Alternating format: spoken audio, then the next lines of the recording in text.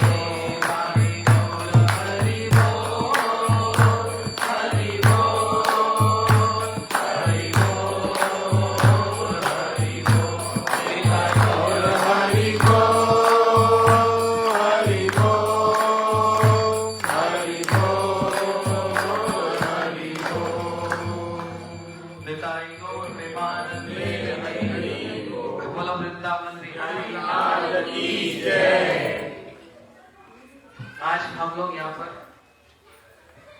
ऋचा जी और अमित जी के घर में आए, अमित जी के घर में आए और इन्होंने कितने सुंदर रूप से सबका स्वागत किया। देखा, एक होता है रेड कारपेट वेलकम, ये है red flower welcome, red petal. मैं तो देखकर इतना प्रसन्न हो गया, इतना अच्छा लगा और इसी से लगा कि इनके हृदय में सबको संगत में बुलाने में कितना इनका हृदय तैयार है उसके लिए स्वागत करने के लिए। हम इनका स्वागत करते हैं।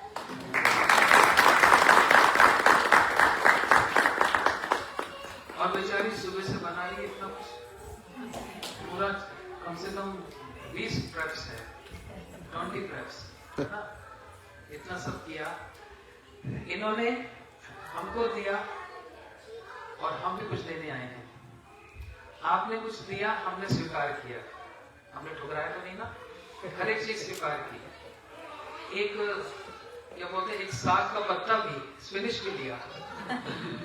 अब हम भी जो देंगे, अब आपकी ड्यूटी, आप भी उसको स्वीकार करें।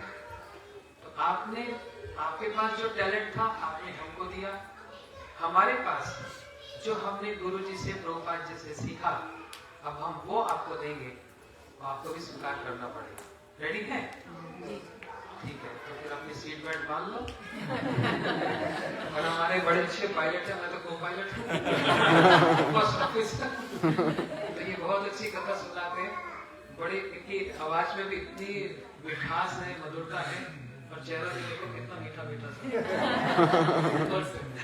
और नाम भी इनका विष्णु प्रभु, श्री विष्णु प्रभु है। इनकी धर्म पत्नी आरती दीदी जी यहाँ विराजमान है और हमारे भक्त लोग भी आए हैं। तो मैं इनसे थोड़ा रिक्वेस्ट करता हूँ, थोड़ी देर ये कुछ देंगे फिर मैं कुछ दूंगा, ठीक है, लेकिन स्वीकार करना पड़ेगा।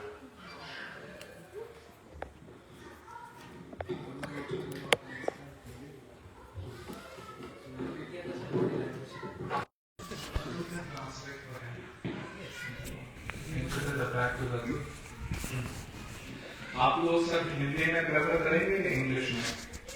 हिंदी बेटर है। हिंदी ठीक है। मराठी समझते हैं?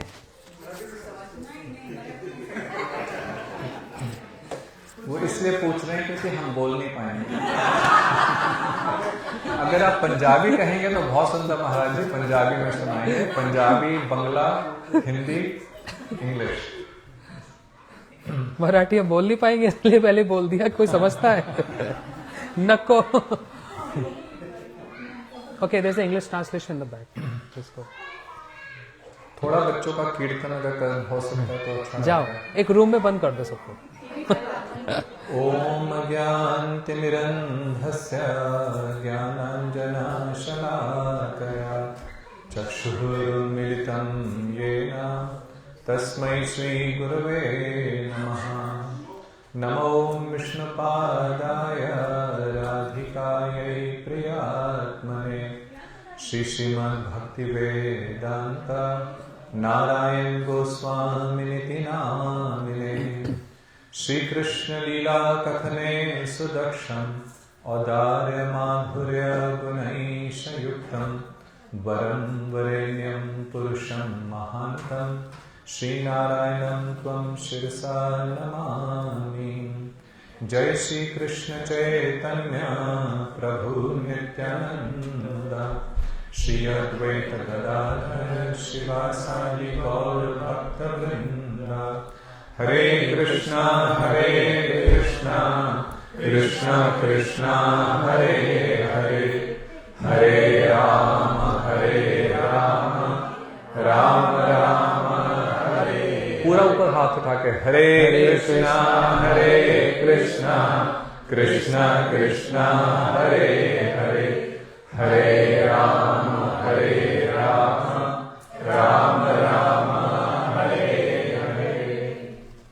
सर्वप्रथम मैं अपने गुरुपाद पद्मा नित्य लीला प्रविष्ट ओम विष्णुपाद अष्टोत्तर शत श्री श्रीमद् भक्ति वेदांत नारायण गोस्वामी महाराज जी के श्री चरण कमलों में कोटि कोटि शत साष्टांग दंडवत प्रणाम करता हूँ। तत्पश्चात हमारे रूपानुगा गुरुवर्गों के श्री चरणों में कोटि कोटि दंडवत प्रणाम, और यहाँ पे उपस्थित पूज्यपाद श्री भक्ति वेदांत सिद्धांति महाराज जी के श्री चरणों में मेरा प्रणाम, और आप सबको भी मेरा यथायोग्य प्रणाम। तो जैसे महाराज जी ने कहा कि हम लोग बहुत आभारी हैं अमित जी के और प्राची जी के कि इन लोगों ने आज हम लोगों को यहाँ पे निमंत्रण दिया, कुछ हरि कथा कहने का सुअवसर दिया, और विशेषकर आप सबको भी बहुत बहुत धन्यवाद कि आप इनके निवेदन पर आज वीकडे में वो भी अमेरिका में जब सब लोग काम करते हैं और इतनी बरसात हो रही है सुबह से, मैं तो सोच रहा था कि इन्होंने आज प्रोग्राम रखा है, शायद कई लोग नहीं आ पाएंगे, लेकिन फिर भी सभी आप लोग आए, तो इसके लिए आप सबको बहुत बहुत धन्यवाद।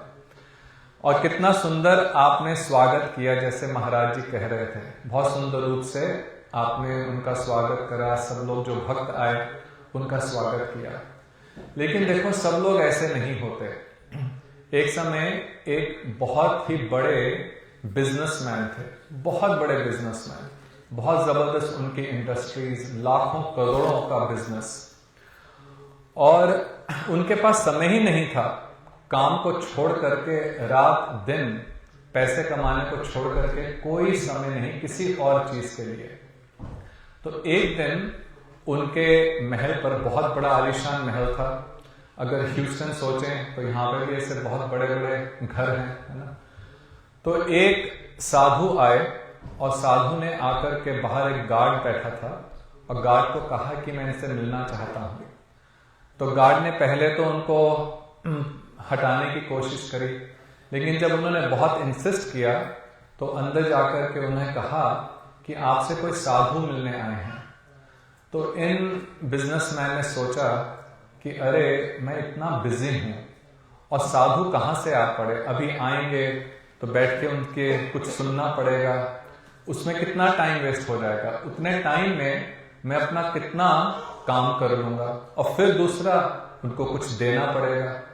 तो इसलिए बोला कि उनको बोलिए कि अभी साहब बहुत बिजी हैं, आप फिर कभी आइएगा। तो साधु चले गए, लेकिन फिर आ गए 2 दिन बाद, और 2 दिन बाद आकर के उसी प्रकार से सिक्योरिटी गार्ड को बोला। उसने जाकर के जब अपने बॉस को कहा तो उन्होंने फिर कोई बहाना बना दिया कि अभी उनको इमीडिएटली किसी मीटिंग के लिए निकलना है, आप फिर किसी दिन आइएगा। तीसरी बार फिर ऐसी बात। अब साधु क्या होते हैं कि साधु लोग किस लिए आते हैं, वो वास्तव में जैसे महाराज जी बोल रहे थे, लेने नहीं कुछ देने आते हैं। वो भी उनको कुछ देना चाहते थे, लेकिन वो लेने के लिए तैयार नहीं है। अब कैसे करें?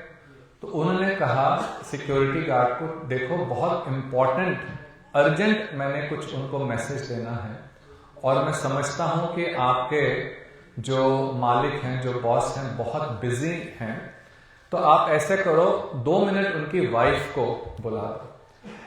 तो जो जनरली लेडीज होती हैं उनका हृदय थोड़ा कोमल होता है, उनके हृदय में एक स्वाभाविक साधुओं के लिए कुछ श्रद्धा होती है।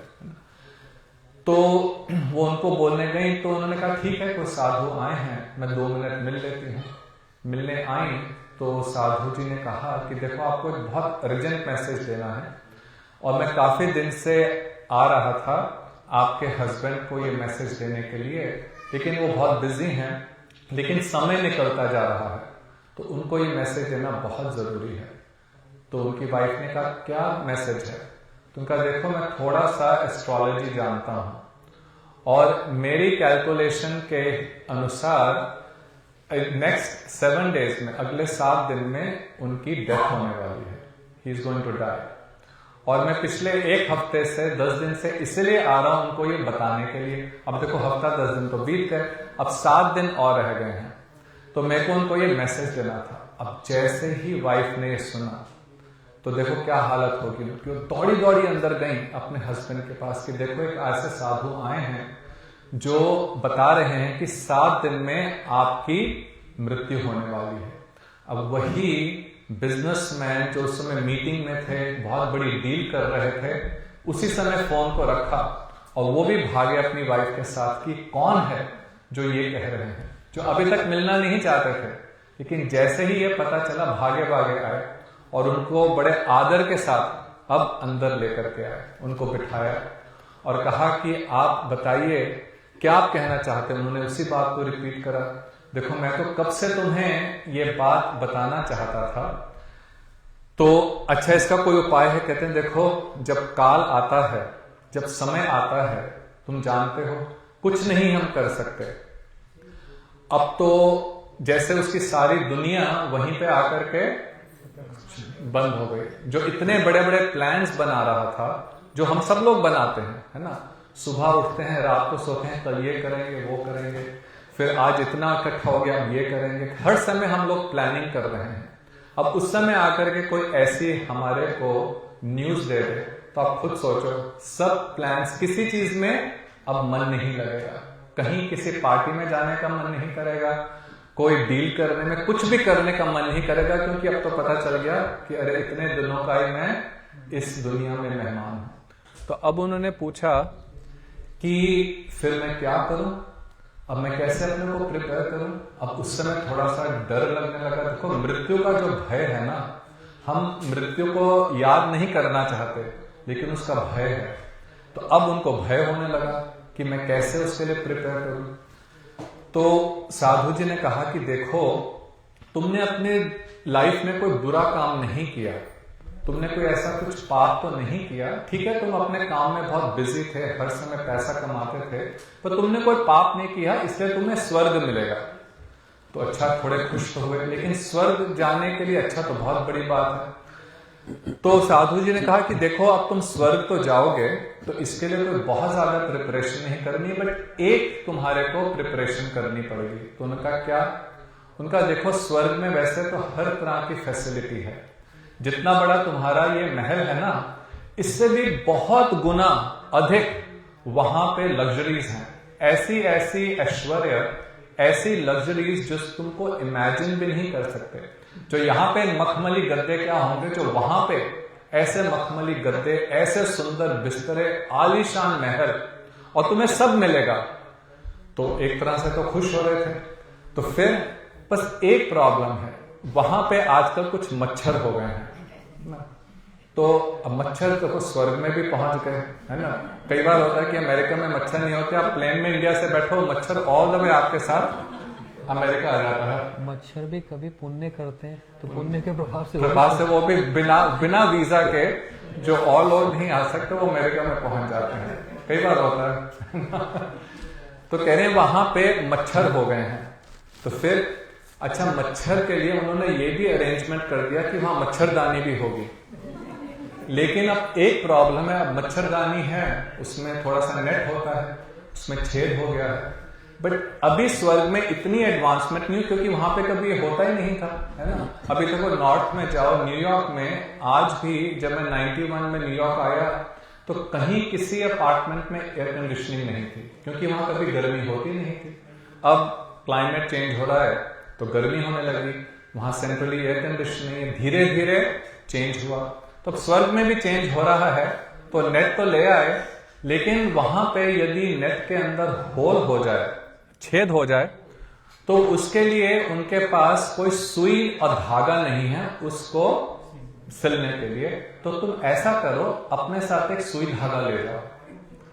अब वो जो बिजनेसमैन था अपना सिर खुजलाने लगा कि आप साधु हैं और आप मुझे कह रहे हैं मैं सुई धागा ले जाऊं? क्यों नहीं लेके जा सकते? कैसे लेके जाऊंगा? अच्छा, नहीं लेके जा सकते? अरे तो बड़ी गड़बड़ बात है।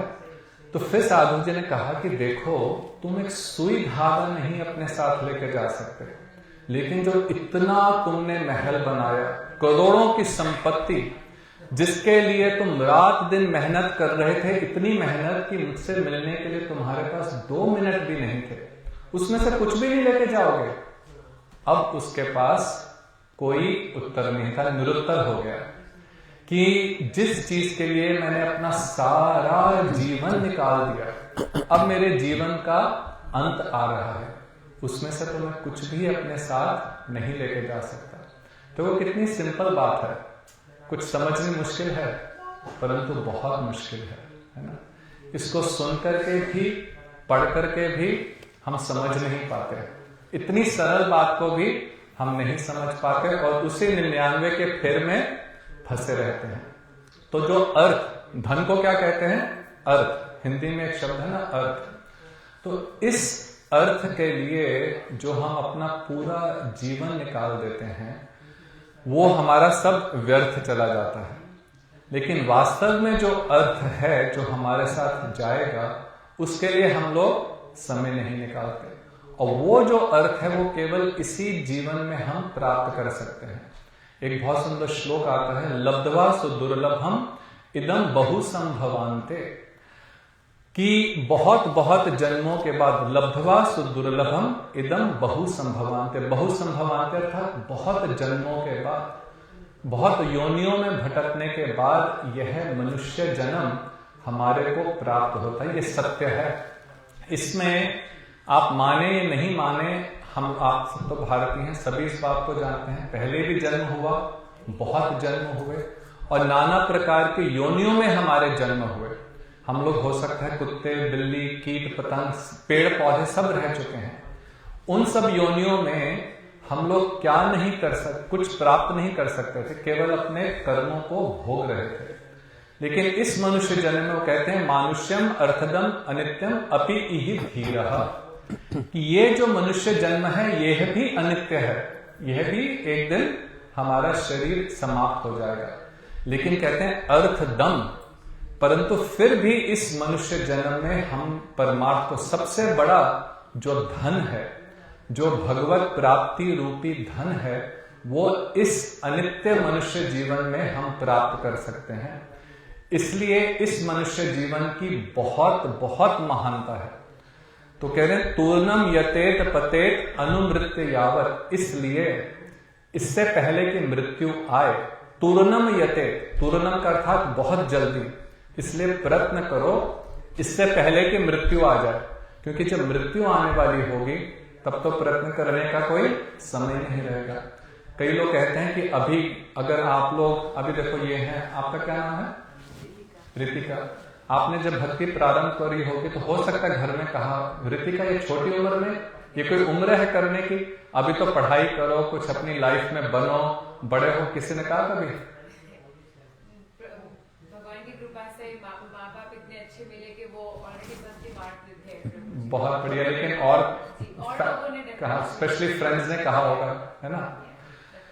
तो लेकिन ऐसे समय निकल जाता है और हम लोग सोचते हैं अंत में करेंगे, लेकिन अंत में ये संभव नहीं है। इसलिए प्रहलाद महाराज जी कहते हैं, कौमारम आचरित प्रज्ञान धर्मान भागवतानी। कुमार अवस्था से ही हमें इस धर्म के मार्ग पर चलना चाहिए और मनुष्य जन्म में ही यह प्राप्त है। कहते हैं निःश्रेष्ठाय विषय सर्वतः खलु स्यात्, कि बाकी सभी जन्मों में हमने विषय भोग तो भोगे ही हैं। किसी भी जन्म में हमने खाया भी, पिया भी, और हम लोगों ने संबंध भी करे, बच्चे भी प्रोड्यूस करे, सब कुछ करा। यही करते करते यदि यह जीवन पूरा निकल गया तो यह जीवन क्या है? व्यर्थ है।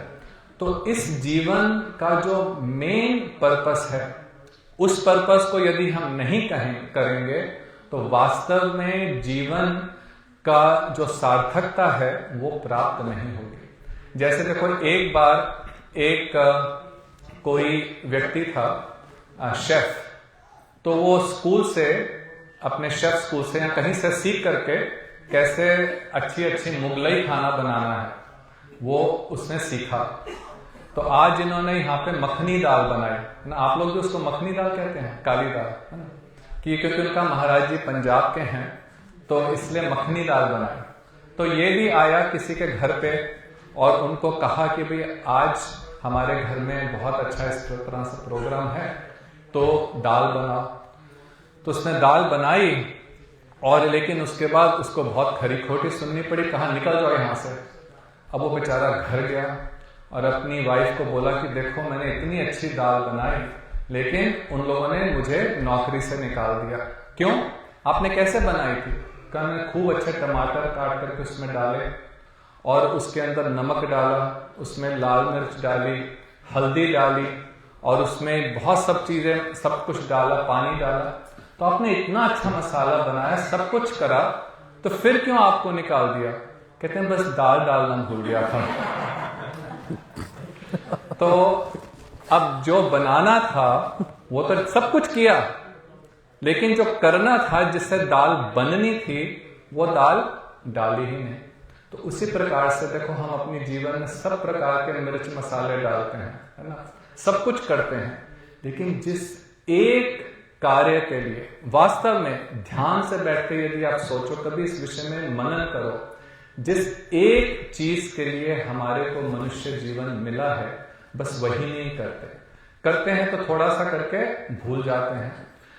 तो इसीलिए हम लोग सत्संग में भक्तों का संग करते हैं। जो महाराज जी कह रहे थे देने आए हैं वो सिर्फ इसीलिए याद कराने के लिए आपको कि देखो अपनी जो दिनचर्या में तुम जिस चीज को भूल गए हो, जिस दाल को भूल गए हो, उसको देने के लिए मैं आया हूं। हमारे जितने भी संत महात्मा हैं सभी जगह विचरण करते हैं। भक्तिवेदांत स्वामी महाराज श्री प्रभुपाद इतनी एडवांस्ड उम्र में क्यों अमेरिका आए?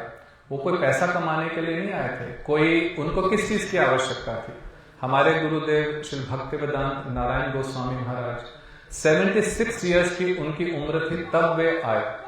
उनको क्या चाहिए था? वो तो ब्रज में बैठ करके बहुत आनंद से भजन कर रहे थे, परंतु केवल इसलिए, क्यों? क्योंकि जो वैष्णव हैं वो जगत के लोगों का दुख देखते हैं। हम दुखी इसलिए नहीं है कि हमारे पास पैसा नहीं है, धन नहीं है, ये सब हमें लगता है दुख का कारण है, लेकिन दुख का कारण यह है कि जो आनंद का सागर है, जो परम चिन्मय आनंद मूर्ति भगवान हैं, उनको हम भूल गए हैं, वो हमारे जीवन में नहीं है। और जैसे स्वामी महाराज श्री प्रभुपाद उदाहरण देते थे कि देखो अगर एक जीरो लगाओ तो उसकी एक कोई वैल्यू नहीं है। 2 जीरो 3 जीरो कितने भी जीरो आप लिख दो उसकी वैल्यू क्या रहेगी? 0 ही रहेगी। लेकिन यदि उससे पहले 1 लगा दो तो उसी एक जीरो की वैल्यू 10 हो गई, 2 जीरोस की 100 और जितने जीरोस हैं उन सब की वैल्यू बन गई। तो जो एक चीज है वो कौन है? वो भगवान।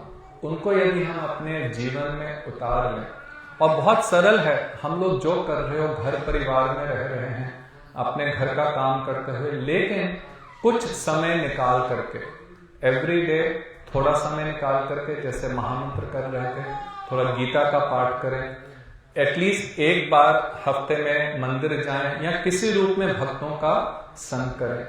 तो यही आप सबसे निवेदन है कि जिस तरह से आप लोग तो सभी भक्त हैं, देखो इस समय ट्यूसडे के दिन आपने यह अरेंज करा, लेकिन this should not be one time activity, है ना।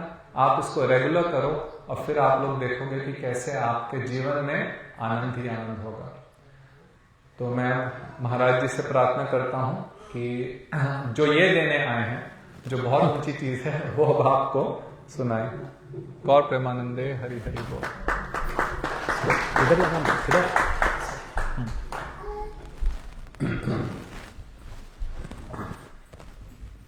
ओम अज्ञानतिमिरन्धस्य ज्ञानाञ्जन शलाकया चक्षुरुन्मिलितं येन तस्मै श्रीगुरुवे नमः। नमो महावदन्याय कृष्णप्रेमप्रदायते कृष्णाय कृष्णचैतन्य नाम्ने गौरकृष्णे नमः। अच्छा, मैं सोच रहा हूँ मैं अकेले प्रणाम क्यों करूं? सब मिलकर करते हैं। इतना अच्छा भंडारा बना, मैंने अकेले तो खाया नहीं, सबने खाया ना, तो मिल बांट कर खाते हैं। मैं भगवान से अकेले प्रार्थना क्यों करूं? आप सब लोग मेरे साथ, तो इससे मेरे पीछे रिपीट करो। बोलो नमो नमो महावदन्याय महावदन्याय कृष्ण प्रेम प्रदायते कृष्णाय कृष्ण चैतन्य नामने गौर पुष्पे नमः। अब हम श्री कृष्ण को प्रणाम करते हैं, ठीक है। हे कृष्ण करुणा सिंधु दीन बंधु जगतपते गोपेश गोपिकाकांत राधाकांत नमस्तुते। अब श्री कृष्ण के साथ कौन खड़ा होता है? अब उनको भी करना है। तप्त कांचन गौरांगी राधे वृंदावनेश्वरी वृषभानु सुते देवी प्रणमामि हरिप्रिये श्री कृष्ण चैतन्य प्रभु नित्यानंद श्री अद्वैत गदाधर शिवासादि गौर भक्त वृंद। हरे कृष्णा कृष्णा कृष्णा हरे हरे, हरे राम राम राम हरे हरे। Very good. अच्छा, तो चॉइस देता हूं, हंसी वाली कथा कि गंभीर वाली कथा? पहले हंसी वाली। वो सबने हंसी वाली बोला। अच्छा चलो ठीक है। इन्होंने तो दाल मखनी बनाई, बनी नहीं ना दाल, तो उसमें दाल ही नहीं डाली। अब मैं एग्जांपल दे रहा हूं कि दाल मखनी में दाल भी डाल दी, बस एक चीज नहीं डाली, बिल्कुल स्वाद नहीं आ रहा। क्या? नमक। मक्खन भी डालो, मलाई भी डालो, लेकिन नमक नहीं डालो तो सब फीका। मतलब ये क्या बनाया तुमने, है ना? जिसको ब्लड प्रेशर उसके लिए अच्छा है। हर संडे को हमारे घर मंदिर है, इतने सुंदर भगवान जी का जो श्रृंगार, जो दर्शन है ना, ये लोग जो जाते हैं इनसे पूछना, आप वहां जाएंगे आपको ऐसा लगेगा मैं बरसाने पहुंच गई, मैं वृंदावन चली गया। बिल्कुल, आप लोग एक बार संडे को आकर देखिए, 11:30 बजे दर्शन होता है, कथा कीर्तन भंडारा होता है, इतना सुंदर श्रृंगार, मतलब मन करता है देखते रहो देखते रहो देखते रहो।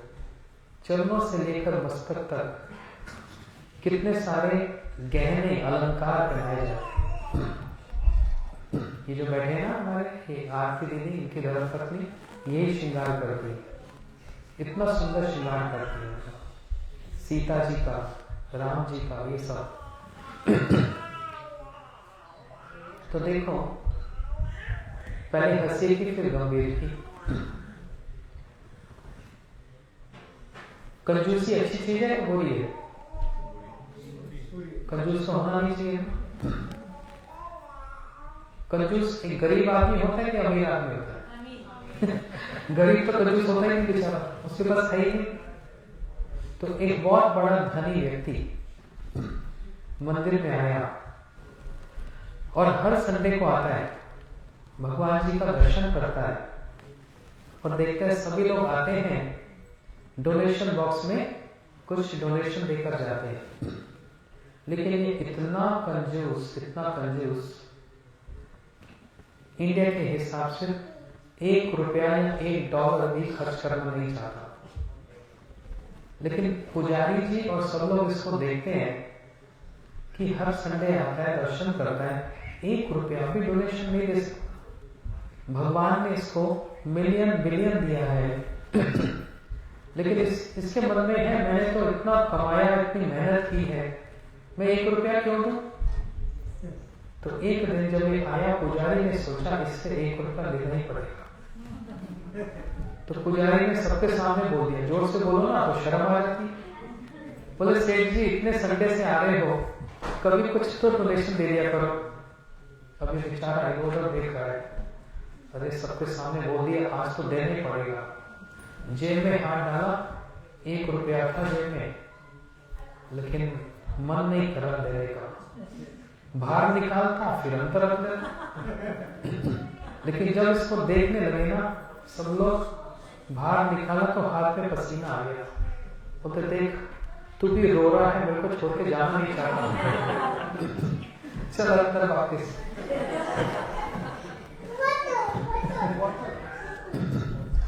तो उसको फिर वापस रख दिया। अब ये सोचा बदनामी हो रही है, चलो भागो यहाँ से। जैसे पीठ मोड़कर भागने लगा, पुजारी ने कहा सेठ जी ₹1 तो दे दो। बोले आज छुट्टे नहीं है, अगले संडे आऊंगा। बोलते नहीं, आज तो मैं आपसे लेकर ही रहूंगा। नहीं बेटा तुम मत आना, मैं आऊंगा, कल आऊंगा, कल सोमवार है, मैं आऊंगा। बोलते सेठ जी आज तो मैं आपसे ₹1 लेके रहूंगा, भले आज प्रलय हो जाए, मैं आपके पीछे पीछे आऊंगा। नहीं मेरे घर नहीं आना, मेरे घर नहीं आना। सेठ जी तो दौड़े दौड़े अपने घर गए और पुजारी उसके पीछे पीछे। घर पहुंच गया और सेठ तो दौड़ा दौड़ा, आज तक जीवन में दौड़ भी नहीं लगाई थी, आज तो दौड़कर सीधा अपने बेडरूम में पहुंच गया। और पुजारी आके लिविंग रूम में, क्या सुंदर, इतना आलीशान बंगला है, वाह क्या शैंडलियर है, कितना अच्छा है। सेठ जी के बेटे ने आकर कहा आप कौन हो? बोलते मैं पुजारी हूं, तुम्हारे पिता कह रहे थे छुट्टा नहीं है, छुट्टा लेने आया, ₹1 दे दो, मंदिर में डोनेशन डाल दूंगा। बोलते ठहरो ठहरो, मैं देख कर आता हूँ पिताजी। बोलते पिताजी, पुजारी जी बाहर बैठे, ₹1 लेने आए। बोल तो पिताजी घर में नहीं है। बोलते आप हमको झूठ सिखा रहे हो? अरे बोल दे जाकर। तो बेटा आकर बोलता है पिताजी बोल रहे हैं वो घर में नहीं है। नहीं मेरा मतलब घर में नहीं है। बोलते नहीं है तो आ जाएंगे, कोई बात नहीं, ब्रेकफास्ट ले आओ, चाय पानी पीऊंगा, लंच भी कर लूंगा। बोलते पिताजी वो तो पूरा जम गया, कहता ब्रेकफास्ट भी करूंगा लंच भी करूंगा। उसको बोल तो पिताजी की ऑफिस में मीटिंग थी, जल्दी जल्दी चले गए, शाम को आएंगे और कल मंदिर में मिलेंगे। बेटा ने ऐसे आकर बोल दिया। पुजारी ने कहा शाम को आएंगे ना, कोई बात नहीं, डिनर करके जाऊंगा, लेकिन आज मैं यहाँ से हिलूंगा नहीं, डिनर करके ही जाऊंगा। बोले पिताजी वो तो कह रहे डिनर करके जाओ। अब हिसाब लगाओ, 200 रुपए की प्लेट लंच की, 200 रुपए की डिनर, 100 रुपए का ब्रेकफास्ट, 500 रुपया। आप 1 रुपया दे दो ना, नहीं दूंगा, मैं भी जिद्दी हूं। उसको बोल दो पिताजी की अर्जेंट मीटिंग थी, जल्दी जल्दी गाड़ी में जा रहे थे, एक्सीडेंट हो गया, मर गए, एट द स्पॉट डेथ हो गई, बचा नहीं बेचारे। क्या बात कह रहे पिताजी, कैसे बोल दूं? बोलते बोल दे, मेरा ऑर्डर है। इसने बोला पुजारी बड़ी सैड न्यूज है। तो क्या हुआ? पिताजी जा रहे थे, एक्सीडेंट हो गया, एट द स्पॉट चल बसे, मर गए। तो ओहो, तो बड़ी सैड न्यूज है। कोई बात नहीं, बॉडी आने दो, मैं यही बैठा। रिचुअल्स तो मैं ही करूंगा, मंत्र तो मेरे को पढ़ने, बॉडी आने दो। तो पिताजी वो तो बॉडी की वेट कर रहा है, अब क्या करे? वो तो करना क्या है, अर्थी सजाओ, 5-7 लोगों को बाहर से माली वाली को बुला लो और हमको उठाकर शमशान ले जाओ। तो पिताजी 1 रुपए की बात है, दे दो ना, तू कमाता कि मैं कमाता हूं? इस 1-1 रुपए कमाते कमाते मैं यहां तक पहुंचा हूं, तुमको क्या पता कितना कष्ट होता है? नहीं दूंगा, तुम मेरे को अर्थी मेरे सजाओ, ले जाओ शमशान। अब जैसे बोला, सबने उठाया, ले जा रहे, राम नाम बोल रहे सब। चादर हटाकर बेटे से पूछता है पुजारी है? बोलते पिताजी आगे आगे चल रहा है, मंत्र पढ़ रहा है। बोलते ये पीछा नहीं छोड़ेगा। शमशान में पहुंच गए। बोलते पिता अब क्या करूं? बोलते सजाओ, लिटाओ मुझ पर, लेकिन आग नहीं लगाना, मैं जल जाऊंगा। बोले पिता अब यहां तक आ गए तो आग तो लगानी पड़ेगी। नहीं, आग नहीं लगाना। अच्छा बुला उस पुजारी को, इधर बदमाश, यहां तक ले आया मेरे को। तो बच्चे ने बोला पुजारी जी, पिताजी बुला रहे हैं। बोले अच्छा जाग गए, चलो मिलना तो हुआ। तो जैसे पुजारी आया, सेठ तो चिता पर बैठ गया, ऐसे निकाला 1 रुपया, फेंका उसके मुंह पर, ले बदमाश, शमशान तक ले आया 1 रुपए के लिए, तेरे को चैन नहीं है? बोलते सेठ आज तूने 1 रुपया दिया, भगवान के मंदिर में डालूंगा, तेरे जन्म जन्म के संस्कार बन जाएंगे, तेरे पुराने सारे पाप कट जाएंगे, और बहुत कुछ। पुजारी तो भाषण देने लगा। बोलता तू जा यहां से। वो 1 रुपया लेकर जो पुजारी गया, इतने में भगवान उतर आए उसके सामने। इतना सुंदर रूप भगवान का, कान में कुंडल, इतना सुंदर रूप देखकर सेठ जी ने कहा आहा प्रभु वाह, किसी को भी इतना दर्शन नहीं होता आपका। मैंने ऐसे कौन सा अच्छा काम किया, मेरे को आपका दर्शन प्राप्त हो। भगवान बड़े गंभीर वाणी से कह रहे हे सेठ, ये संसार मैंने रचा, जीवों को मैंने बनाया, और इस संसार में काम, क्रोध, लोभ, मोह ये सब मैंने बनाया। जितना पैसे का लोभ तूने दिखाया, आज तक किसी ने नहीं दिखाया। तेरे इस लोभ से मैं इतना प्रसन्न हो गया, इतना प्रसन्न हो गया, इतना लोभ तो इतना कंजूस आज तक मैंने कहीं नहीं देखा। तेरे इस पैसे के लोभ ने मेरे को आकर्षण किया, मैं तेरे सामने खड़ा हो गया। अब तुम मुझसे कोई एक वर मांग ले, मैं तेरे को वर देने को तैयार हूं। मैंने तो असुरों को भी वर दिया, देवताओं को भी दिया, तू मेरे से वर मांग। प्रभु आप सच में वर देने आए? हाँ जल्दी बोल, नहीं तो मैं चला। नहीं तो ठीक है, मैं आपसे एक वर मांगता हूं, मेरा 1 रुपया वापस दिलाओ। मेरा वो 1 रुपया वापस दिलवाओ पुजारी से। भगवान ने कहा तौबा तेरी, तो 1 रुपए को नहीं भूल सकता। ठीक है, ये तो हो गई हंसी की बात, लेकिन इसके पीछे एक अर्थ है। हम भी कंजूसी करते हैं। ये सिर्फ एक हंसी मजाक नहीं था। कंजूसी पैसे की तो कोई नहीं करता। हम लोग मंदिर में जाते हैं, इतना दान करते हैं, कोई चावल दे देता है, कोई डोनेशन दे देता है, कुछ देता है। किस चीज की कंजूसी करते जानते हैं? टाइम की। भगवान को देने के लिए टाइम नहीं है। भगवान $100 में दे सकता हूं, लेकिन मैं 10 मिनट आपको नहीं दे सकता, क्योंकि मेरे को जॉब करनी है, मेरे को घर देखना है, बच्चे देखने हैं। किसने मना किया? भगवान ने ही वर्णाश्रम बनाए ना, गृहस्थाश्रम, संन्यासाश्रम। गीता जी में भगवान ने कहा चतुर्वर्णमयी श्रेष्ठम गुण कर्म विभागशः। मैंने ही ब्रह्मचारी, ग्रस्त, वानप्रस्थ और संन्यास, मैंने तो आश्रम बनाए। तो मैंने तो तुमको नहीं कहा तुम काम मत करो। मैंने तुमको नहीं कहा तुम घर परिवार मत देखो, समाज मत देखो। मैं तो इतना कह रहा हूं कि ये सब करते हुए मेरे को भी तो भजो।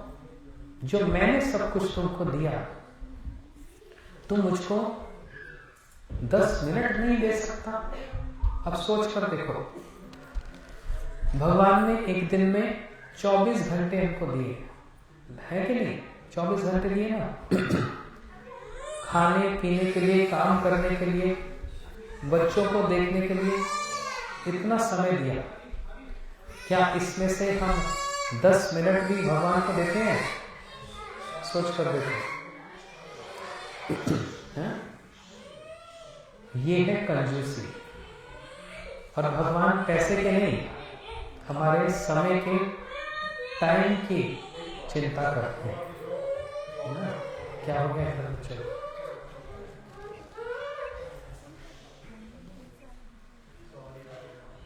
है ना? इसलिए समय की कंजूसी। एक प्रैक्टिकल एग्जांपल बता रहा हूं। हमको जीवित रहने के लिए कितनी किडनीज की जरूरत पड़ती है? और दी कितनी है? एक से काम हो जाएगा ना? फॉर एग्जाम्पल, मेरी अगर एक किडनी खराब हो जाए, अब दोनों खराब हो जाए, मैं जी नहीं सकता ना, तो एक तो चाहिए। मान लो मैं इनके पास गया, प्रभु जी आप एक किडनी में जी सकते हो, मैं भी जी सकता हूं, अब मुझको डोनेट कर दो एक। कहेंगे अच्छा ठीक है, अगर मैच करता है सब कुछ और ऑथराइज है तो मैं देने को रेडी हूं। ये बड़े जेनरस हैं, तो सब कुछ मैच कर गया। किडनी ट्रांसप्लांट हुआ, इन्होंने किडनी मेरे को डोनेट की। अब बताओ मैं हर रोज इनको याद करूंगा कि नहीं करूंगा? पूरा जीवन भर इनके इस एहसान को मैं भूल पाऊंगा? सोच कर देखो जरा। अगर हम आपके साथ ये इंसिडेंट हो, अगर ऐसा हो नहीं, मतलब सोच कर देखो, क्या हम उस व्यक्ति को कभी भूल सकते हैं जिसने हमको किडनी दान दी? कोई भी रिश्तेदार, कोई भी आकर पूछे आप कैसे हो, हम विष्णु प्रभु के इस दान के द्वारा जीवित हैं, यही बोला जाएगा ना? तो उसको हम कितना मानेंगे, कितना ग्रेटफुल होंगे। और दूसरी तरफ यदि ऑपरेशन सक्सेसफुल हो गया, मैं ठीक हो गया और इनको देखूं तक भी नहीं, एक बार थैंक्स भी ना बोलूं और वॉक आउट कर जाऊं हॉस्पिटल से, अरे तो भगवान ने ठीक कर दिया, कौन होता है देने वाला? भगवान ही सब कुछ है। तो मेरा इनके प्रति कैसी भावना होगी? Ungrateful, thankless. यही होगा ना? कितना गंदा व्यक्ति मैं हूं अगर इनके एहसान के बदले में इनको मैं थैंक्स भी ना बोलूं, होगा कि नहीं? तो सोच कर देखो, जिन एक व्यक्ति ने जीने के लिए, मरने से बचने के लिए, जीने के लिए एक किडनी का दान किया, वो मेरे लिए भगवान से बढ़कर माना जाएगा, भगवान समान ही माना जाएगा। जीवन दान दिया ना, है कि नहीं? मानते हैं सब? अब सोच कर देखो, जिसने एक किडनी का दान दिया, इतना ग्रेटफुल उसके लिए। जिसने हमको 2 किडनी दी, एक हार्ट दिया, लीवर दिया, लंग्स दिए, आंखें दी, 32 दांत दिए, कान दिए। कान किसके लिए दिए? किसके लिए? अरे अभी पिछले एक सत्संग में मैंने बोला, पीछे एक लेडी बोल रही है, बोलते इयररिंग्स लटकाने के लिए।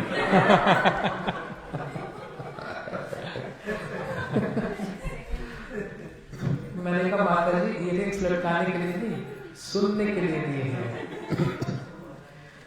फिर मैंने कहा ये हाथ किसके लिए दिए? इतने सुंदर हमारे देखो 10 उंगलियां हैं, वो किसके लिए? बोलते नेल पॉलिश लगाने के लिए। मैंने कहा पागल है तू, बिना हाथ के कोई रह सकता है? देखो इतना सुंदर शरीर, उंगलियों के आगे नेल्स हैं, इसकी क्या इंपॉर्टेंस है? नेल्स किस लिए? ये सच में नेल पॉलिश के लिए? नहीं। पूरा शरीर में जितना भी ऊपर से नीचे तक जो भी गठन है शरीर का, सबका सिग्निफिकेंस है, सबका। नेल्स किस लिए होते हैं जानते हैं? पूरे शरीर में स्वेट रहता है तो कभी दिखता भी नहीं है। जितनी इम्प्यूरिटीज और स्वेट शरीर से ड्रेन होता है वो सारा नेल्स बनता है। अगर ये ना हो तो ड्रिप ही करता रह जाए। आप चलते जाएंगे तो कुछ ना कुछ गिर रहा है आपकी उंगलियों से, पैरों से, ये उसको यहाँ प्रिजर्व रखता है। समझ रहे हो? अब उस पर हम अलग अलग कलर की पॉलिश लगा दें तो वो बिकम एक मेकअप, वो तो एक मेकअप बन जाता है, लेकिन उसका सिग्निफिकेंस कितना है? सोचो आंखें हैं और आई लैशेस ना हो, कैसा लगेगा? आईब्रोज ना हो, अगर मैं आज अपनी आईब्रोज शेप करूं कैसा लगेगा? सिर पे केश ही ना हो, बाल ही ना हो, मेरे तो नहीं है वैसे भी है ना? पूरे शरीर में हर एक चीज का कितना गठन है। कान सिर्फ सुनने के लिए नहीं है, कान का एक और सिग्निफिकेंस है जानते हैं? ये बॉडी का एयर बैलेंस मेंटेन रखते हैं, नहीं तो इम्बैलेंस हो जाएगा, आप चलते चलते गिर पड़ोगे। ये मेडिकल टर्मिनोलॉजी बता, समझ रहे हो? जिस भगवान ने इतना सब दिया, दांत ना हो तो खाना मुश्किल है, जीवन ना हो तो बोलना क्या, आप निकल ही नहीं सकते। और दाल मखनी है ना, इसका जो स्वाद है वो कौन लेता है? जीवा में स्लाइवा होता है ना, वहीं से डाइजेशन स्टार्ट हो जाता है, स्लाइवा फॉर्मेशन होने से। कितना सुंदर पूरे शरीर का इतना सिस्टमैटिक है। यहां खाते हैं, पेट में जाता है, फिर क्लियर होता है, सब कुछ होता है, वेस्ट निकल जाता है। जिस भगवान ने इतने सारे ऑर्गन्स दिए, उनका हम कितना ग्रेटफुल और कितने थैंकफुल होते हैं, जरा सोच कर देखो तो। किसने हमको एक आंख दी? आपने अंधी मां की कथा सुनी? ब्लाइंड मदर, एक मां थी, उसकी एक आंख नहीं थी, एक आंख थी बस, और उसका एक बच्चा था। वो अपने बच्चे को स्कूल लेके जाती तो बच्चे और जितने स्टूडेंट्स थे वो उसको चिढ़ाते, देखो उसकी माँ को देखो कैसी अगली है, एक आंख वाली। इसको बड़ा खराब लगता। घर आके माँ को बोलते, माँ कल से आप स्कूल नहीं आना, मैं अकेला जाऊंगा। नहीं नहीं, तू अकेला कैसे जाएगा, मेरे को आने में क्या प्रॉब्लम है? अब उसको बोलते हुए शर्म आ रही है, शर्म आ रही है। अगले दिन माँ फिर गई, फिर बच्चों ने उसको चिढ़ाया, टीज किया, देखो देखो एक आंख वाली माँ, उसका बेटा। फिर तीसरे दिन 4 दिन ऐसे, माँ तो कभी छोड़े ना उसको। 5वें दिन इसने आकर माँ को थप्पड़ मारा। कितनी बार बोला स्कूल में मत आओ, मेरी बेइज्जती होती है। बोलते वो क्यों? बस मैं बोल नहीं सकता। क्यों? अरे बोल तो, क्योंकि तुम कितनी गंदी है देखने में, अगली है, मेरे को शर्म आती है तेरे साथ स्कूल में जाके। अच्छा अच्छा ठीक है बेटा, मैं स्कूल में ही नहीं जाऊंगी, बस मैं दूर खड़ी हूँ। देखते देखते बच्चा बड़ा हुआ, एक दिन कॉलेज में गया तो माँ कॉलेज में उसके लिए कुछ लंच लेके आती। अब कॉलेज के बच्चे भी थोड़े से बुली, थोड़े से वो चिढ़ाने लगे उसको। इसने डिसाइड किया कि मैं तेरे घर में ही नहीं रहूंगा, तेरे कारण मेरे फ्रेंड्स मुझको टीज करते हैं। ये माँ को छोड़कर, जो अकेली थी, पिताजी नहीं थे, इसको छोड़कर अपार्टमेंट में रहने लगा। थोड़े दिन के बाद माँ को पता लगा इसने शादी भी कर ली, बताया भी नहीं, पता लग गया रिश्तेदारों से। लेकिन माँ कभी भी उसको बोलेगी तू मर जा, माँ कभी ऐसा बोल सकती है? एक माँ सब कुछ टॉलरेट करती, बेटा कितना भी दुष्ट हो जाए, कैसे भी हो जाए, लेकिन उसके हृदय से उसके लिए कभी बददुआ नहीं निकलती। समझते हैं? उसी प्रकार ये माँ। देखते देखते एक दिन समाज, रिश्तेदारों ने इसको बोल दिया तेरी माँ मर गई, अब तुम घर आएगा या हम ले जाए क्रमेशन? क्या सच में? नहीं मैं आऊंगा, मैं आ रहा हूँ, वेट करो। रोता रोता घर में आ गया, माँ माँ करते हुए माँ को गले से लगाया। सब बोलने लगे क्यों रोता है, सारा जीवन तो माँ को पूछा नहीं तूने, क्या दोष था उसका है? चल अब तो कुछ बचा नहीं, अब तू संस्कार कर, बेटा है। लेकिन एक लेटर तेरे नाम का माँ लिख गई है, उसको पढ़ ले। उसको लेटर दिया तो लेटर में उसने पढ़ा, क्या पढ़ा? बेटा मेरी तबीयत बहुत खराब है, कोई मेरे को देखने वाला नहीं, सोचा था तू मेरा बुढ़ापे का सहारा होगा, तूने तो मेरे को बहुत पहले छोड़ दिया, तूने विवाह भी कर लिया, मुझको बताया नहीं, कोई बात नहीं, मेरे हृदय से तेरे लिए दुआ निकलती है, तू जहां है सुख से रहे, तेरे को कभी कोई कष्ट ना आए और तेरा सारा कष्ट मेरे सिर पर आ जाए। और देख मैं कभी भी मर जाऊंगी, मेरे कुछ बैंक बैलेंस है, कुछ गोल्ड है, सब कुछ उस चेस्ट में रखा है, सब तेरा है, तू ले जाइए। और एक बार लास्ट में लिख दिया सिग्नेचर करते हुए, मैं जब मरूंगी तो रोना नहीं। इतनी बात लिख गई। अब तो ये पढ़कर जोर जोर से और रोता है, बहुत रोता है। इसने वो चेस्ट खोला, देखा गोल्ड था, कोई डिपॉजिट के वो पेपर्स थे, सब थे। एक फाइल देखी इसमें, हॉस्पिटल की फाइल। उसके पेज पलट कर देखे तो उसमें लिखा था आई ऑपरेशन, एक आंख का ऑपरेशन जिसमें बेटे का नाम और उसकी मां का नाम लिखा है। इसको समझ नहीं आया ये आई ऑपरेशन क्या। और उसी फाइल में एक लेटर मिला जो मां ने लिखा था बहुत साल पहले, बेटा दिवाली का दिन तुम अपने फ्रेंड्स के साथ खेल रहा था और एक आग तेरी आंख में आकर चली गई और तू अंधा हो गया था। मैं तेरे को लेकर कितने हॉस्पिटल्स गई, डॉक्टर के पैरों में गिर गई कि आप मेरी आंख ले लो, लेकिन मेरे बेटे की आंख बचा लो, नहीं तो इसका जीवन बेकार हो जाएगा, कोई इससे विवाह नहीं करेगा। तो मैंने अपनी एक आंख तुमको दी है जिससे तुम सारा संसार देख सकेगा। समझ रहे हो? तो वो एक आंख से अंधी कैसे हुई? उसने अपने बेटे को अपनी एक आंख डोनेट की। समझ रहे हो? और वही बेटा उसको छोड़कर चला जाता है। हमारा भी लगभग कुछ ऐसे ही है। वो माँ और बेटा मतलब माँ है भगवान जो हमको इतना टॉलरेट करते हैं, हमारे सारे पापों को, अपराधों को टॉलरेट करते हैं, लेकिन हम लोग क्या सोचते हैं? तूने मेरे लिए क्या किया? तुमने किया तो क्या किया? इसलिए हम लोग अनग्रेटफुल हैं भगवान के लिए। समझ रहे हो? आपके घर में भी कोई गिफ्ट लेकर आता है तो आपको भी लगता है कि मैं कुछ गिफ्ट लेकर उसके घर नेक्स्ट टाइम जाऊं। एक छोटी सी डीलिंग होती है। भगवान ने आपको क्या क्या नहीं दिया ये बताओ। इतना सुंदर शरीर दिया हमको, हाँ? इसमें से एक आंख ना हो, एक भी लिंग ना हो तो कैसा लगेगा बताओ? घर दिया, परिवार दिया,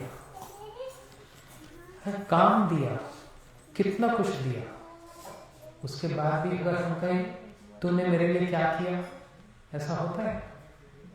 सब कुछ भगवान का दिया हुआ, तो सोचो हमने उनको क्या दिया, सोच कर देखो। 24 घंटे में 24 मिनट भी अगर हम उनको दे देना, इतने में वो बहुत जल्दी प्रसन्न हो जाते हैं। आप सबके बच्चे हैं, मोस्टली सभी यहाँ पर पेरेंट्स हैं, आपके बच्चे हैं मोस्टली। एक बात समझो, अगर बच्चा आपको रोज पैर छुए प्रणाम करके जाए, ठीक है, लेकिन आपकी एक भी बात ना माने और आपके अगेंस्ट हो, कैसा लगेगा? कैसा लगेगा बताओ? क्यों? आपके पैर बहुत छोटा है, पैर छूने से नहीं, उसका मतलब ही नहीं।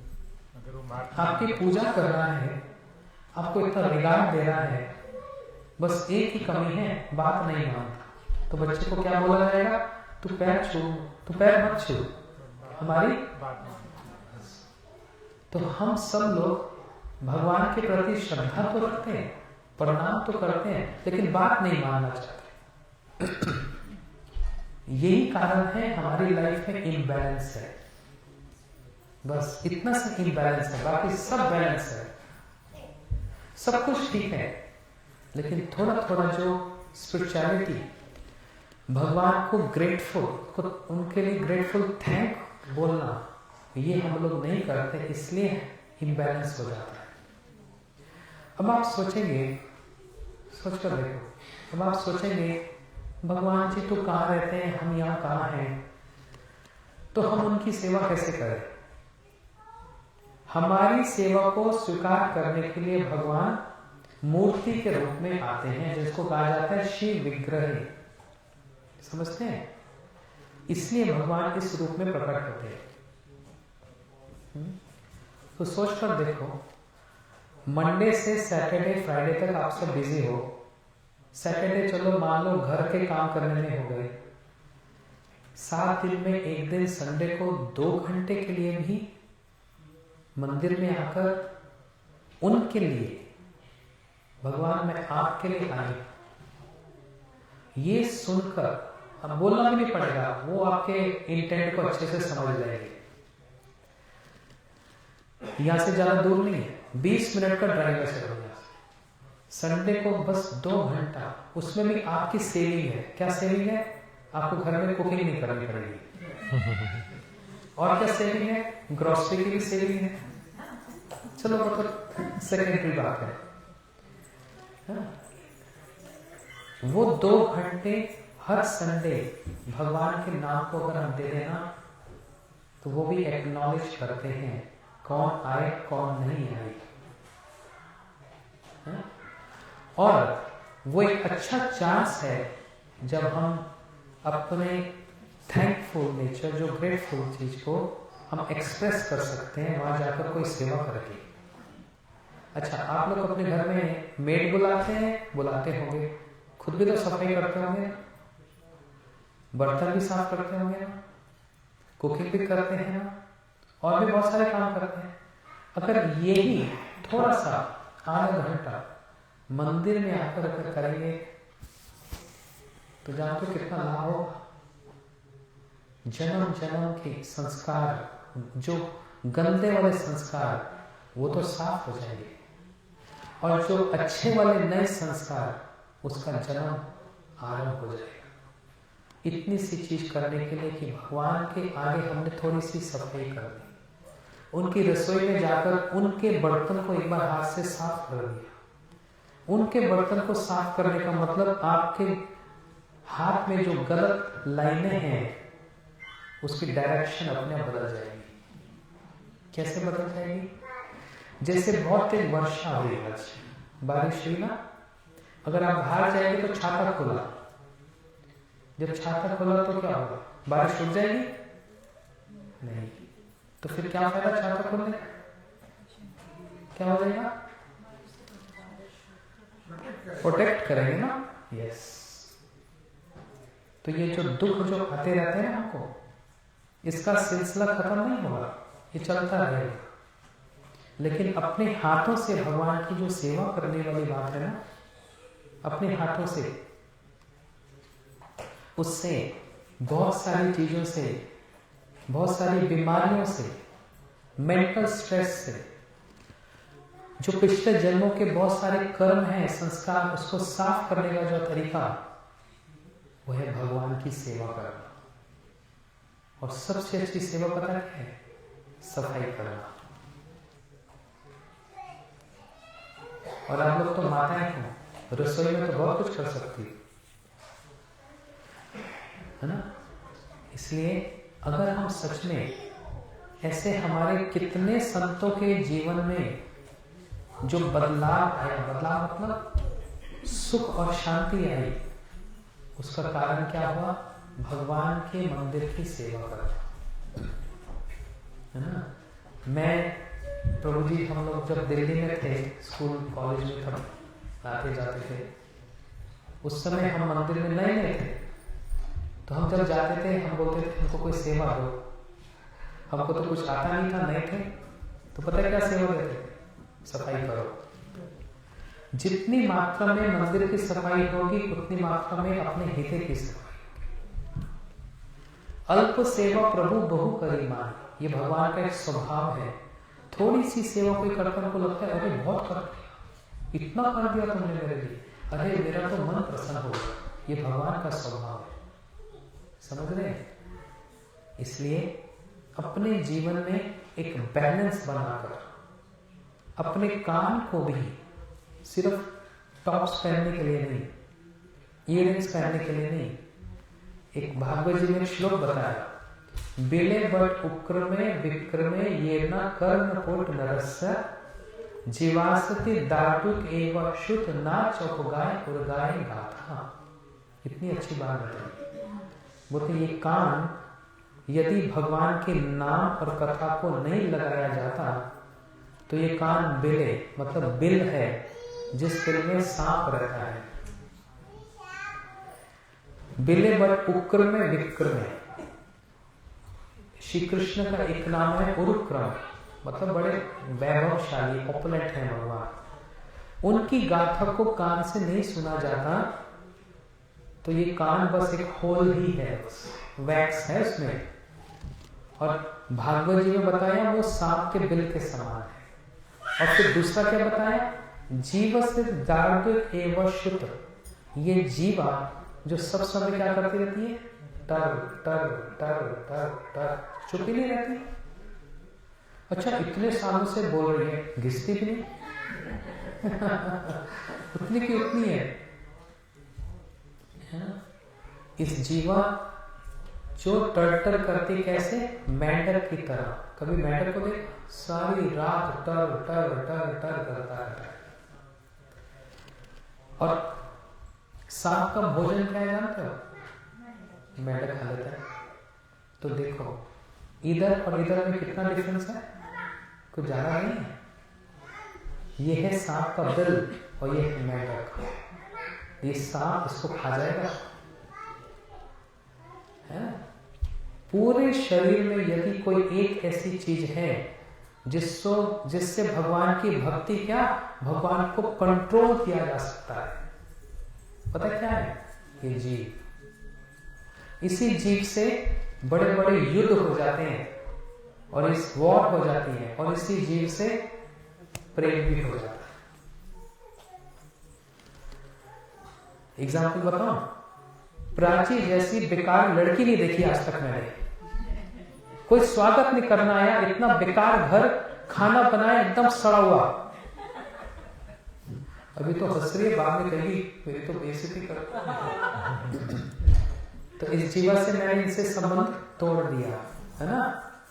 और इस जीवा से अगर मैं कहूं इनके जैसी सुंदर कोई है नहीं, कैसा स्वागत किया भक्तों का, अच्छी कोई है नहीं, इतना अच्छा भोजन बनाया, ठाकुर जी को भोग लगाया, कितने अच्छे हो, तो इससे इनसे क्या हो जाएगा, एक जीवा हिलाने से संबंध हो जाता है और जीवा हिलाने से युद्ध हो जाता है। इसलिए कहते हैं माइंड योर, इसको सही रखना है। और ये माइंड नहीं होती, इसको माइंड करने के लिए माइंड यूज करना पड़ेगा।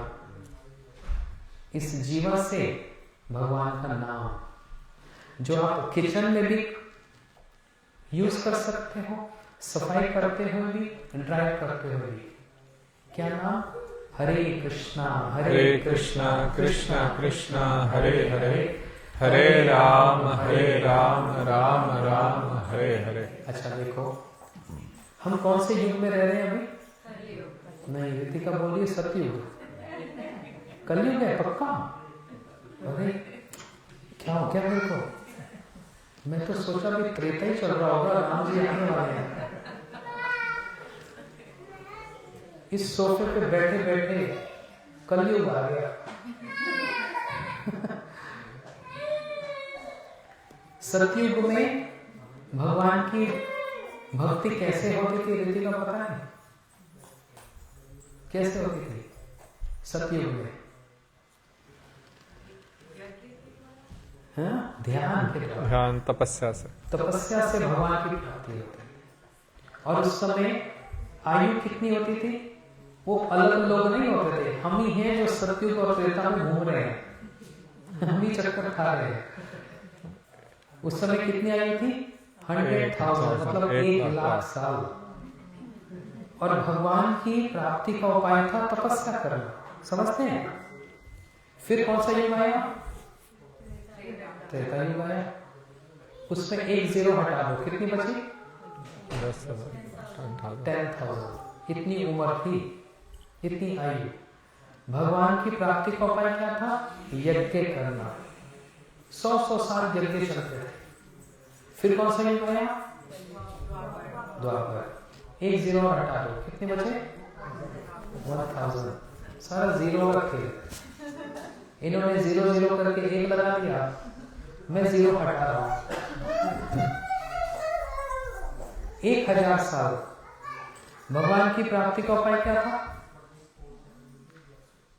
भगवान का अर्चन करना, पूजन करना। फिर ये कौन सा आ गया? एक 0 हटा दो, कितने? 100 तक कोई पहुंचता है? वो जमाने चले गए, दादा दादी वाले। आजकल तो 75-80 क्रॉस करना मतलब लॉटरी है। 80 क्रॉस नहीं होता आजकल। तो इसलिए इतनी कम आयु में, इस युग में भगवान के साथ जुड़ने का उपाय क्या बताया? कलोत्तर कीर्तनार्थ, भगवान का नाम। अब ये देखो, आप रसोई बना रहे हो, उस समय यज्ञ कर सकते हो? हम ड्राइविंग कर रहे हो, यज्ञ कर सकते हो?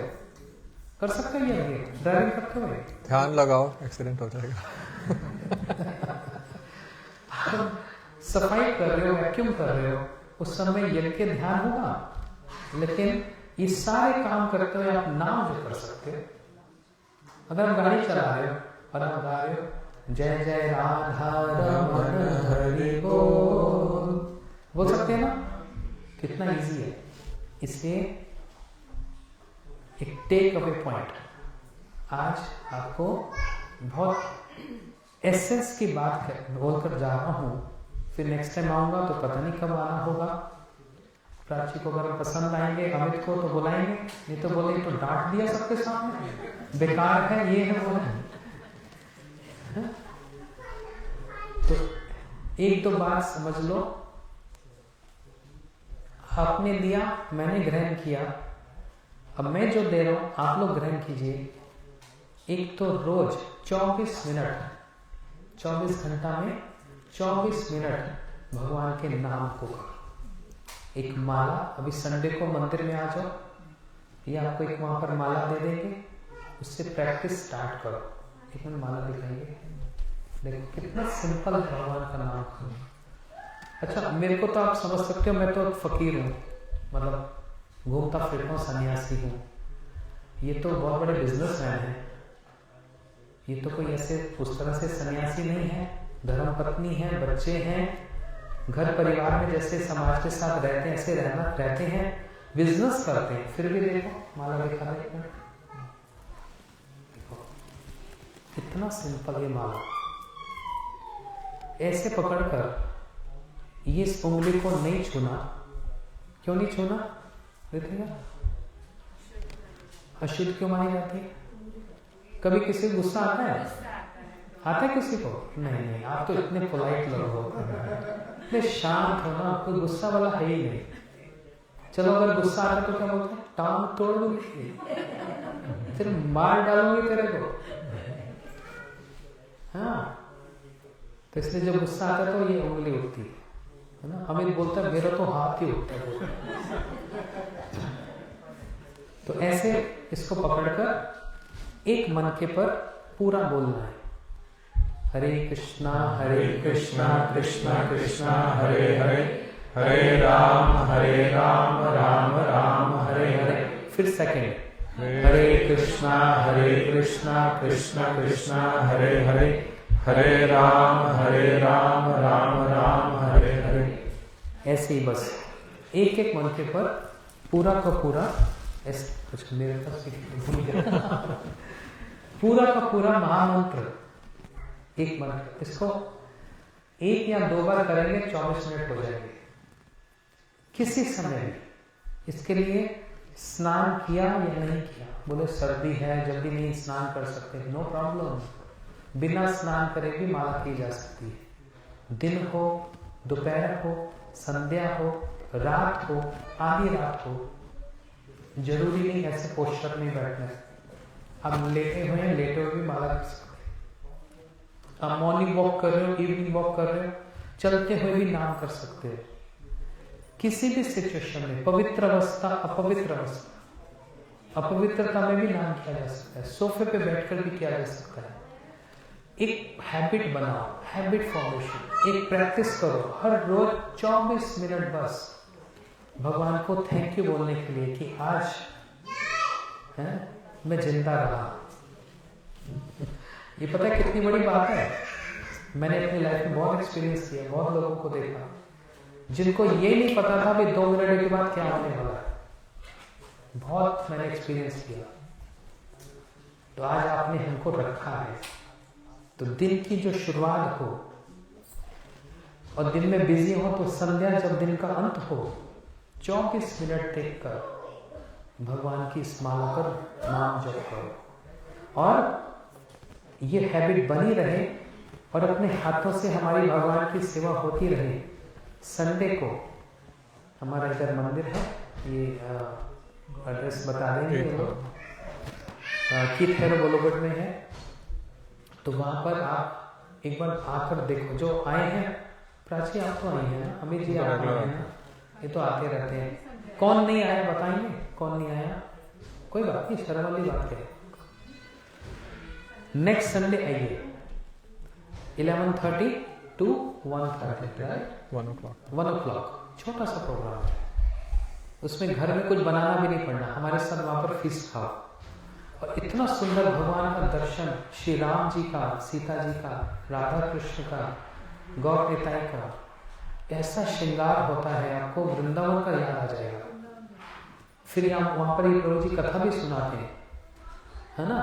अगली कथा में दाल देंगे, छोड़ेंगे नहीं, हाँ ऐसी कथा सुनाएंगे। फिर आरती होती है, राम जी की आरती होती है, राधा कृष्ण जी की आरती होती है, और उसके बाद फिर बड़ा सुंदर भगवान का प्रसाद होता है। फिर अगर आपके पास आधा घंटा टाइम हो, कुछ सेवा करना चाहते हो, इनसे पूछ लो, यानी कि धर्मपति इनसे पूछ लो। अब तो लेडीज सेक्शन है कि दीदी हम कुछ सेवा कर सकते हैं। अपने हाथ से सेवा करना ये बहुत इंपॉर्टेंट है। नौकर को $100 दे दिए, तू कर दे, उससे कुछ नहीं बनेगा। भगवान आपको $100 नहीं दे रहे, आपकी पर्सनल अटेंशन दे रहे। समझ रहे हो? आप भी कंप्लेन करते हो ना हस्बैंड को, लेडीज सेक्शन, आपके पास हाँ हमारे लिए टाइम ही नहीं है, तो वो बोलते हैं मैं तेरे को जेल कर देता हूँ 500, तू जाकर शॉपिंग कर। कैसा लगेगा आपको? आपकी मैरिज एनिवर्सरी है और ये ऑफिस में बैठे हैं हस्बैंड, बोले 1000 जेल करता हूँ, जाके शॉपिंग करा, बोलते रख अपने पास 1000, हमको तेरा पैसा नहीं चाहिए, क्या चाहिए? Family time. यही इंपॉर्टेंट है ना, लविंग टाइम, फैमिली टाइम। भगवान को भी फैमिली टाइम चाहिए, उनको आपका पैसा नहीं चाहिए, क्योंकि हम गॉड फैमिली, हम भगवान की ही फैमिली है, वही हमारे सब कुछ है। कहते हैं ना, तमैव माता च पिता तमैव, तमैव बंधु च सखा तमैव, तो बोलते हैं ना, वो हमारी फैमिली है। तो इसलिए वहां पर आकर अपने हाथ से कुछ सेवा करो और रो भगवान का नाम। इतना सिंपल है ना, कोई कॉम्प्लिकेटेड है कि एक हाथ ऊपर करना है, ऐसे बैठना है, कुछ नहीं है। भक्ति इज दैट सिंपल। ठीक है, okay, thank you so much. Hare Krishna Hare Krishna Krishna Krishna Hare. 5 minute कीर्तन करके समापन करते हैं। वेट, आरती दीदी 5 मिनट्स महामंत्र। जस्ट गिव टू आरती दीदी।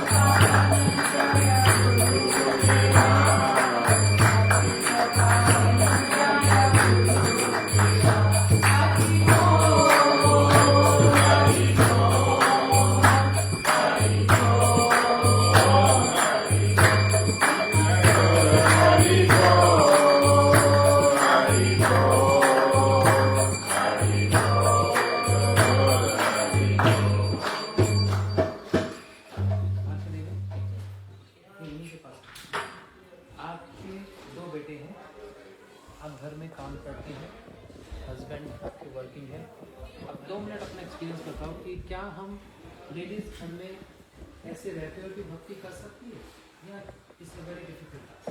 जरा 2 मिनट बताओ। ये क्योंकि देखो सब हाउस वाइफ है, मतलब वर्किंग सेक्शन भी हाउस वाइफ भी, हम हाउस वाइफ है तो हम बता सकते हैं। हम बोलेंगे ना, इनको लगता है ये तो सन्यासी है, इनका काम ही बब्बो करना है, तो आप बोलेंगे तो समझेंगे, रिलेट कर सकते हैं। फैक्ट पड़ेगा। Hare Krishna everyone. So, this is Maharaj to share my experience with all of you.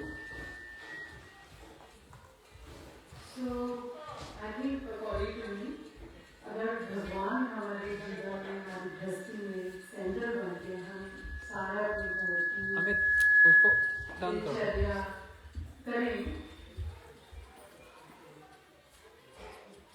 Yes, दिनचर्या करें, तो आई थिंक सबसे पहले तो सारे काम अपने आप ही बिना किसी रुकावट के अपने आप पूरे हो जाते हैं। हमें खुद भी नहीं पता चलता, but at the end of the day you realise कि कितनी ब्लेसिंग हमारे को मिली है अगर हमारा सेंटर ठीक हो, यू नो।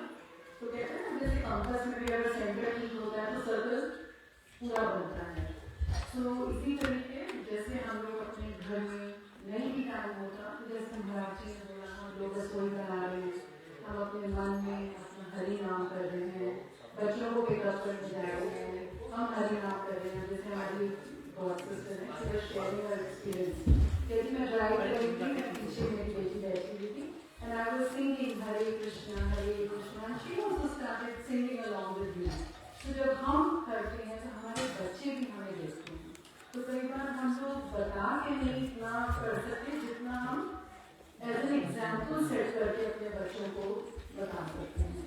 तो जब हम प्रसाद बनाते हैं, भोग लगाते हैं, तो फूड बिकम्स प्रसाद, so everybody accepts प्रसाद, right? और संध्या आरती करो, दीपक सभी घर में जलाते हैं, तुलसी आरती करो, तो भगवान जब हम सेंटर में रखें, so I think everything turns out to be a blessing. आप कितने साल से माला जाप कर रहे हो, मतलब इस लाइन में कितने साल हो गए? हाँ, कितने साल?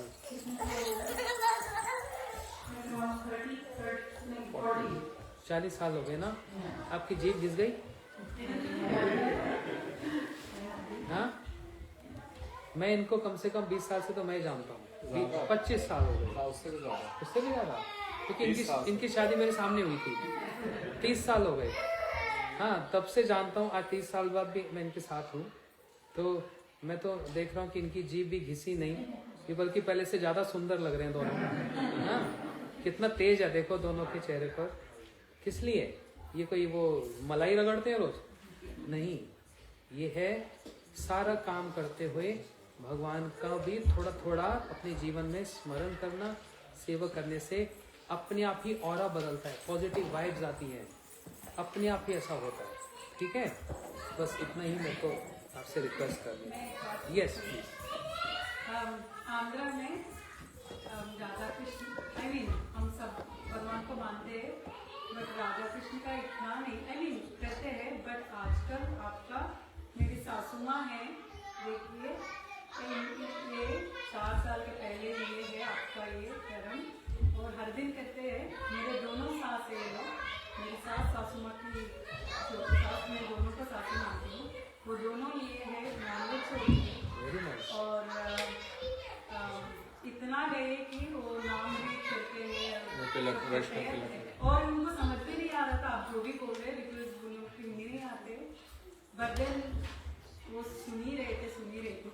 उनको मेरी तरफ से बोलो बागु नारा, बागु नारा। आजकल